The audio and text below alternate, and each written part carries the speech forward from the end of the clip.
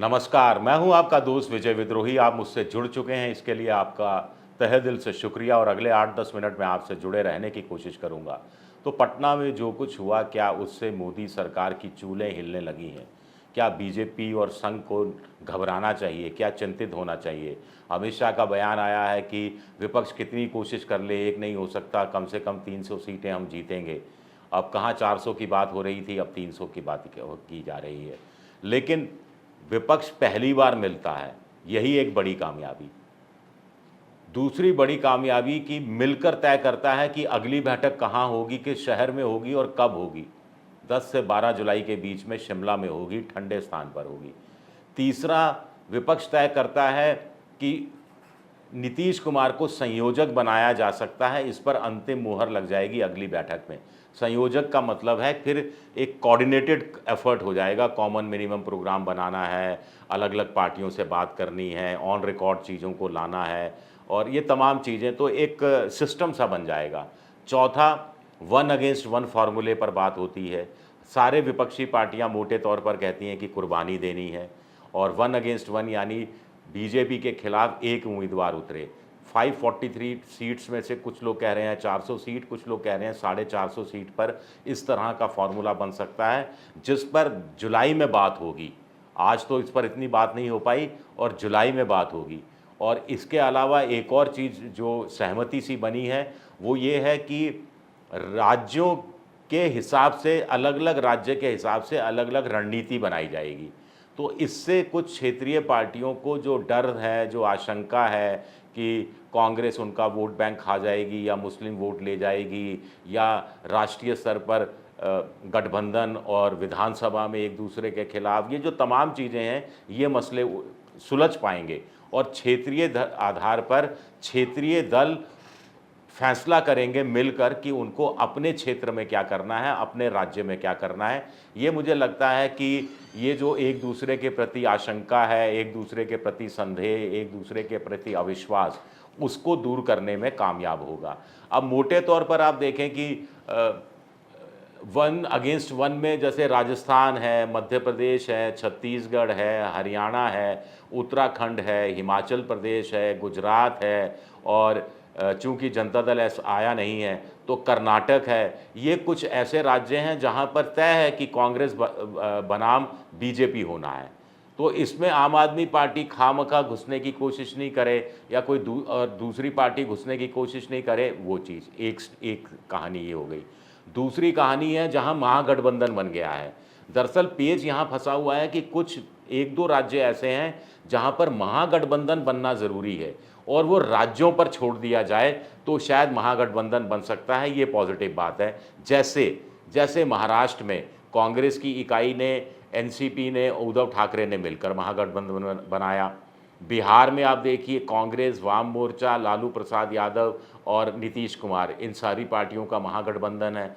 झारखंड में भी कमोबेश इन पार्टियों का महागठबंधन है। तमिलनाडु में डीएमके ने एक अपने साथ कांग्रेस को लिया है, वाम दलों को लिया है।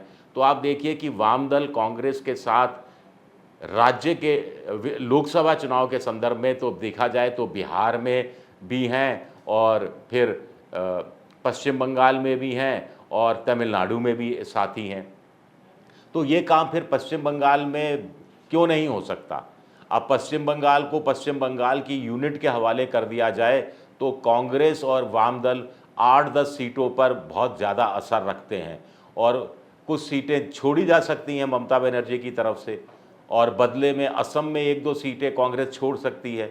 अगर राज्यवार इकाइयों के हिसाब से देखा जाए कि राज्य तय करेंगे कि उनके क्षेत्र में स्थानीय छत्रप क्या हैं और उनकी भूमिका क्या रहनी चाहिए और किस तरह से गठबंधन बनना चाहिए। तो 2 बड़े राज्य हैं, 80 सीटों वाला उत्तर प्रदेश और 42 सीटों वाला पश्चिम बंगाल, जहां पेच फंसा हुआ है और 122 सीटें आती है। 122 में से पिछली बार 18 सीटें लोकसभा की पश्चिम बंगाल में बीजेपी ने जीती थी और 80 में से 62, अब आगे बढ़कर शायद उनकी अब 66 सीटें हो गई हैं सहयोगी दलों के साथ। तो इतनी सीटें जीती थी।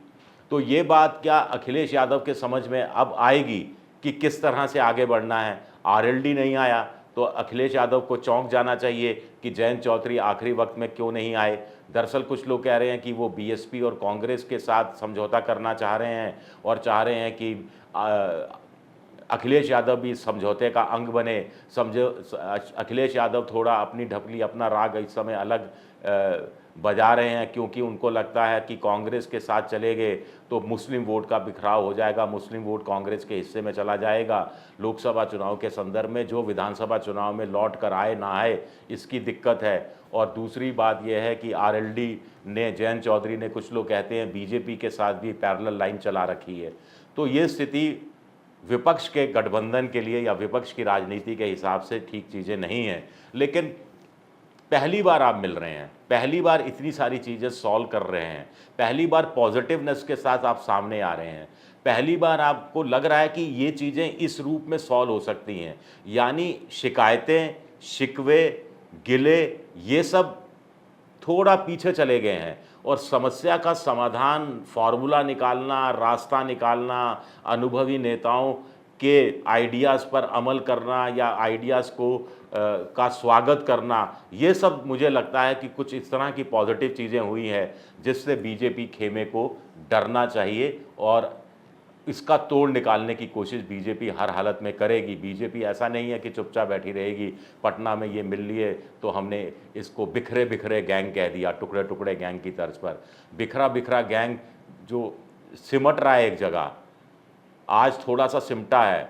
सिमटा से मतलब वैसे सिमटा नहीं है, सिमटा है मतलब एक साथ इकट्ठा हुआ है।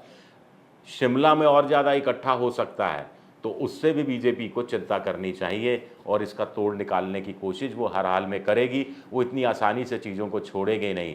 तो भ्रष्टाचार का मुद्दा है, ईडी की और सीबीआई की और इनकम टैक्स डिपार्टमेंट की भूमिकाएं आने वाले वक्त में क्या कुछ बढ़ती हुई दिख सकती हैं, ये देखना भी अपने आप में दिलचस्प होगा। और बीजेपी ये चाहेगी कि इसको पॉलिटिकल पॉइंट स्कोर नहीं करे, जनता के मानस में ये चीज़ ज़्यादा धरे नहीं कि विपक्ष वाकई में एक हो रहा है। तो आने वाले दिनों में अगर महाराष्ट्र से कोई खबर आती है अजीत पवार को लेकर, तो हम में से किसी को हैरान नहीं होना चाहिए। जयंत चौधरी को लेकर खबर आती है तो हम में से किसी को हैरान नहीं होना चाहिए। उपेंद्र कुशवाहा या ओम प्रकाश राजभर को लेकर या मांझी को तो उन्होंने मिला ही लिया, कोई और खबर सामने आती है छोटे दलों को लेकर, तो हम में से किसी को हैरान नहीं होना चाहिए। शुक्रिया मेरा ये वीडियो देखने के लिए। पसंद आए तो लाइक कीजिए, सब्सक्राइब कीजिए, शेयर कीजिए और ये घंटी जैसी आकृति बेल आइकन दबा दीजिए ताकि नया वीडियो आए तो तत्काल आपको जानकारी मिल जाए। विद्रोही 7 मेरा ट्विटर हैंडल है, विजय विद्रोही 7 इंस्टाग्राम पर हूँ, फेसबुक पर हूँ विजय विद्रोही पेज के नाम से। शुक्रिया, बहुत बहुत शुक्रिया।